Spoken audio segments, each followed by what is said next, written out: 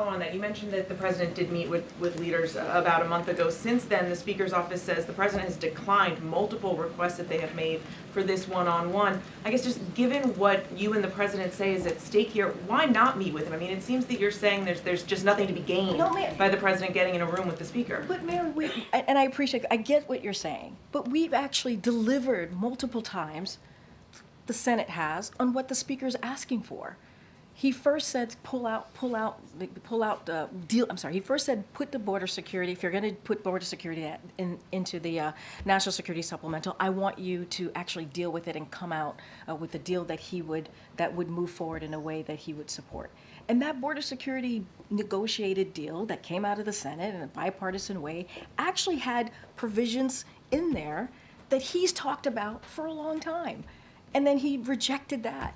And so then he was like, I could only move forward with a national security supplemental without border security. Then, in a bipartisan way, the Senate delivered on that. So what is there to negotiate? Really, truly, what is the one-on-one negotiation about when he's been presented with exactly what he asked for?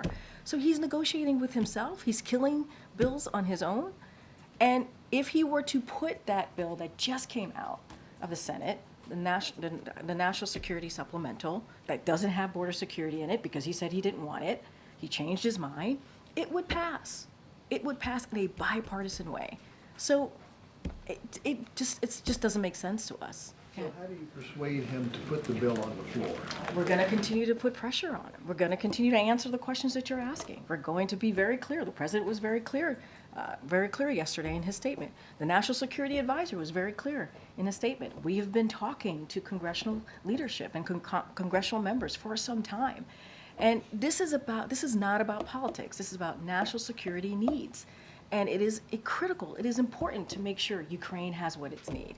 It is critical and important to make sure we continue to give what Israel needs to defend themselves against a terrorist organization.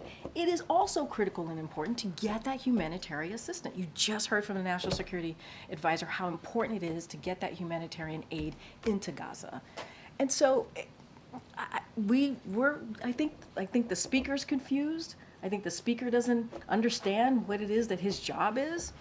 Put that bill to the floor. Put that bill to the floor. It will get bipartisan support.